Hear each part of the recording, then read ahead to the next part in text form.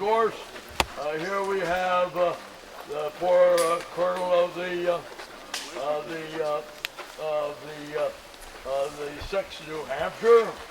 Here we have Colonel Stephen Weld. He's smart. He survives. He's colonel of the 57th.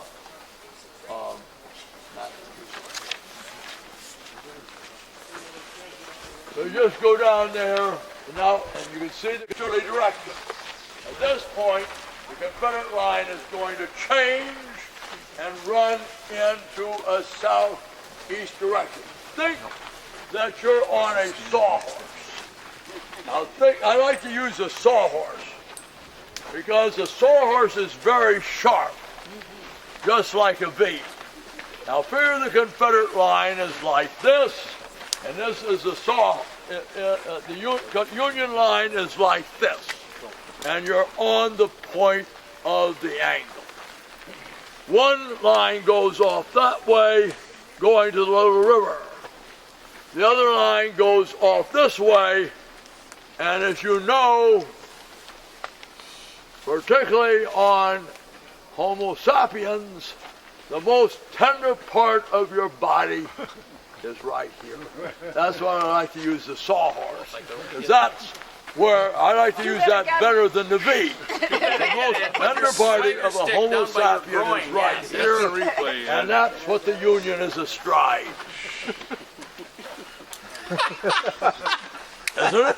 Yes. No, I was just saying. How come you didn't come over that? Robert E. Lee is about to spring his great trap, change the entire course of the campaign, win the Overland campaign, make sure that Lincoln cannot be reelected, and ensure that there will be a Southern Confederacy for a long time. So you're in a very important spot now. You just heard what he said. We are at the peak of that inverted V. Union 2nd Corps is isolated below us to the east. Union 5th and 6th Corps, with part of the 9th Corps sitting above us to the west.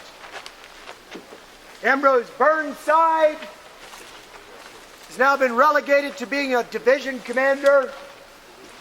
Deja vu of almost a Burnside's Bridge experience at Antietam.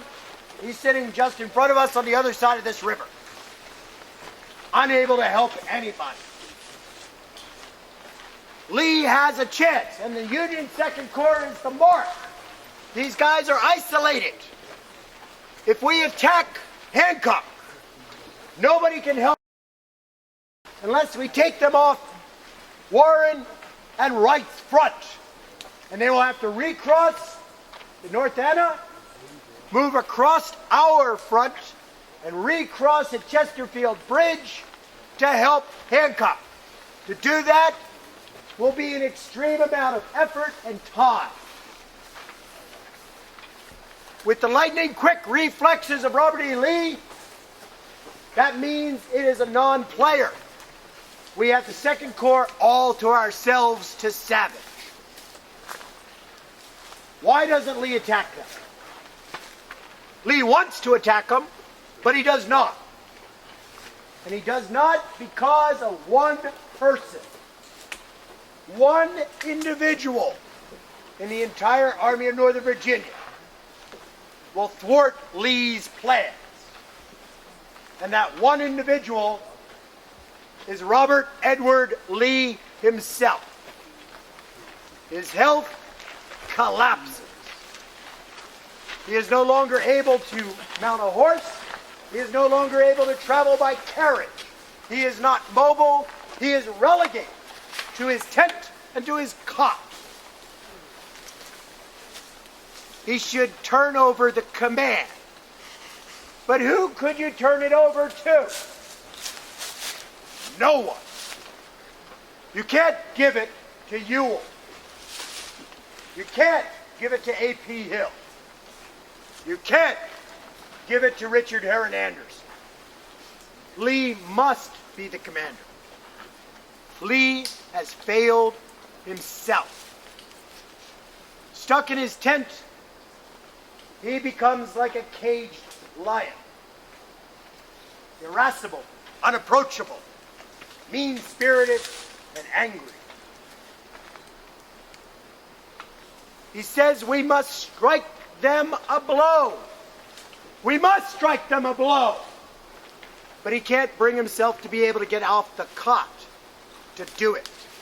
And he doesn't trust anyone else to be able to do it without his direct supervision. Greg Merck said, "Don't you trust us?" And the answer is, Lee trusts the soldiers. He doesn't trust their commander. The answer is no, I do not trust. And this proves it here. Because he can't go, there is no attack. May 24th is the critical moment. We have reached critical mass. Grant has set himself up for a fall. Lee has set the table. And we just need to pull the trigger, and he can't.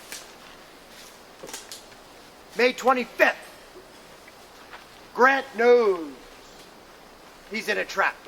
He has figured it out. He realizes why Burnside can't get across to Ox Ford. And as he pieces the map together, he realizes how much danger he is in. Why does it take him 2 days to figure out he's in danger? No cavalry. There's no cavalry. Where's General Sheridan? Where is Marshal Crowley?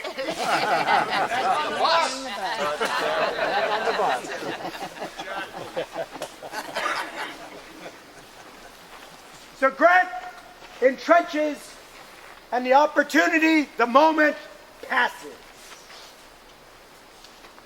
Lee is incapacitated. Lee's chief of staff is going to have a private conversation with him, and it's going to go very, very badly. Charles Venable is going to admit, coming out of the tent, getting his ears boxed. He said, "I told the old man that he was unfit for command, and he needed to send for Beauregard." He got his ears boxed, so that should tell you how receptive Lee was to the idea of turning over the army to Beauregard. He's not going to ask for Beauregard. Buck ends here. So, Lee is now not only incapacitated, he is obstinate and has personally paralyzed their potential. All he can do is moan and bleat about this, saying, we must strike them a blow. We must never let them pass us again. But those are hollow words when there is no action. Those are words of frustration. Lee has been let down by every general, including himself. And that's where he feels most betrayed. Grant is going to be extracting his forces here. He will pull his forces back across the river, and the opportunity vanishes.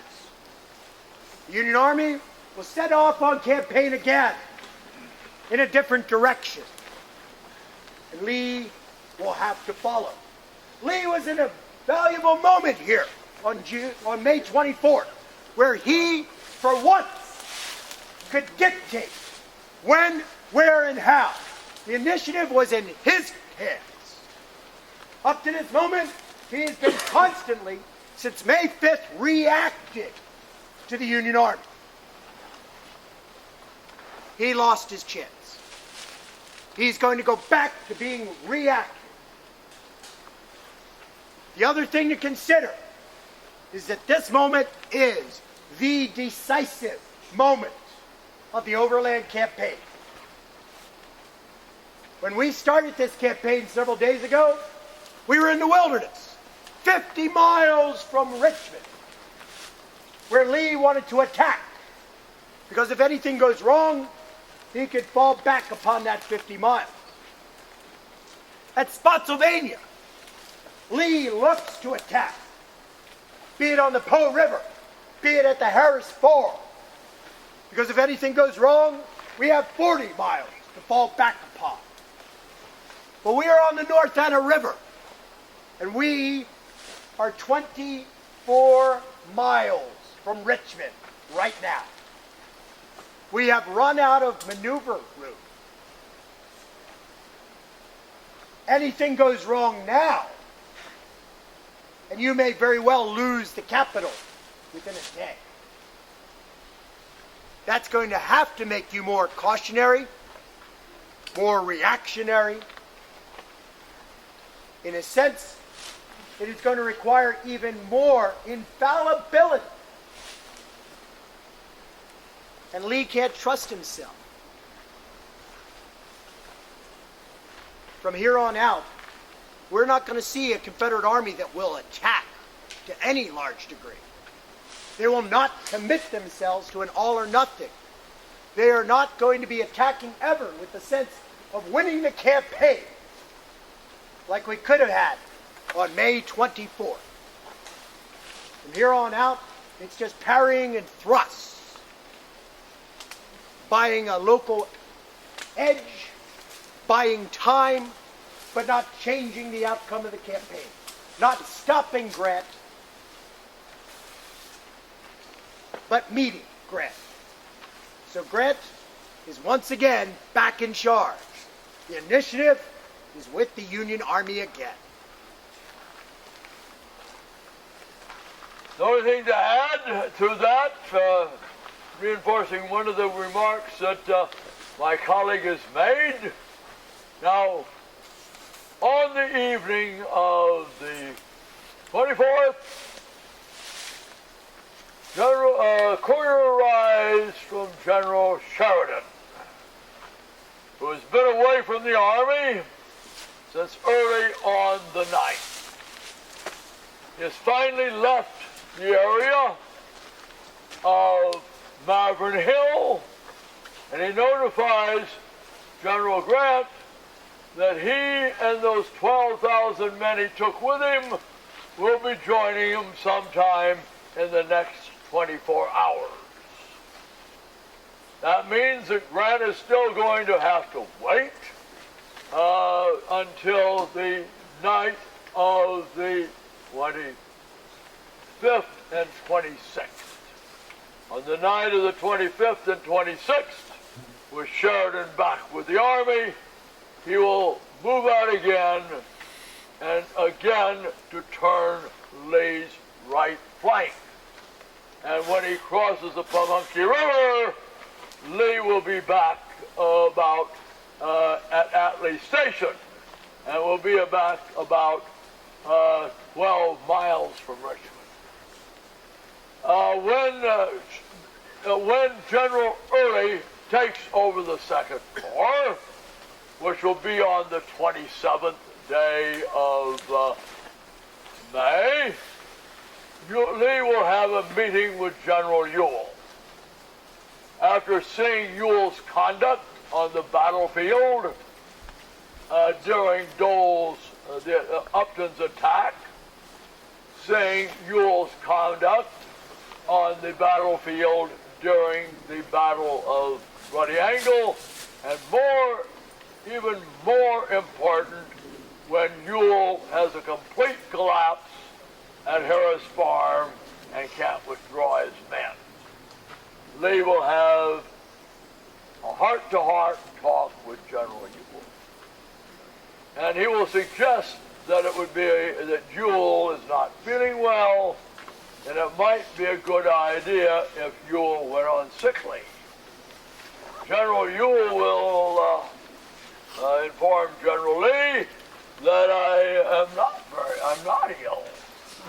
And General Lee will have to harden his heart, and he is going to tell General Ewell, yes, you will go on leave. And General Early will be back leading this time the Second Corps rather than the Third Corps. You've got to remember that General Early led the Third Corps almost the entire Spotsylvania campaign. And Lee will also make a mention that we cannot, when the enemy reaches Richmond and closes in on Richmond, the war can only end in one way. So the time is getting short as we move to the Pamunkey with General Grant, and then move with the Confederates as they move to establish a line to intercept the Union troops, who will try initially, when we're at Hawes Shop in the Young Church, they're trying the short way to Richmond. But Lee will block them temporarily along the Totopotomoy. And then he will be forced to block them along the line of the Chickahominy, as again the enemy army moves around his flank. So we have got about as good a tour as I've ever been, probably I would say because of Frank's keen insights into the personalities of the Confederate leadership that I've ever been on here at the North and in the many years I've been coming here. So we have about, we've got about 20 minutes to get back to the bus, which will not be a hard walk, but it's definitely long enough that we can't go out to stop 10. If we go to stop 10, we will be getting a lots of signs from Ray, fingers pointed out and shaking her head. Ed, how long before Lee recovers and returns to command? Well, he's not going to be like Lazarus. He is not going to rise from the dead or rise from the sick bed and be a real recover from these intestinal problems he has. He's still going to be rather weak on his health when we're on the Cold Harbor line, and he's going to be, according to Early, he is still not feeling well when he detaches Early on the 12th day of June and tells General Early to get your men up to Charlottesville and to Lynchburg as fast. Lee will have to make one hard decision. And that's going to be, this decision he's going to be well enough to make. And it is going to be a family decision in a way. Because General Sheridan will be sent on a raid with 2 of the 3 divisions of the Union Cavalry to break up the railroad, the Virginia Central Railroad. So the Confederates cannot send General Early with any expedition to Lynchburg, and he is going to decide, because right now he can't today on the 24th. And he can't have Stuart like he did back on the night of the 2nd and 3rd of May. Because Stuart, because these were in hell or heaven at this time, depending on your likes about him. And he's got to make a decision because Lee has been running the cavalry. But he can't bring himself to decide who is to succeed Stuart as chief of cavalry. He has 2 candidates. One of them is his nephew, Fitzhugh Lee, who has a lot of the characteristics, acceptability, affable, he has a good humor, and he has Wade Hampton. Also, Fitz Lee had been in the old army, and probably played more important, was a West Point graduate. Wade Hampton was a very wealthy planter.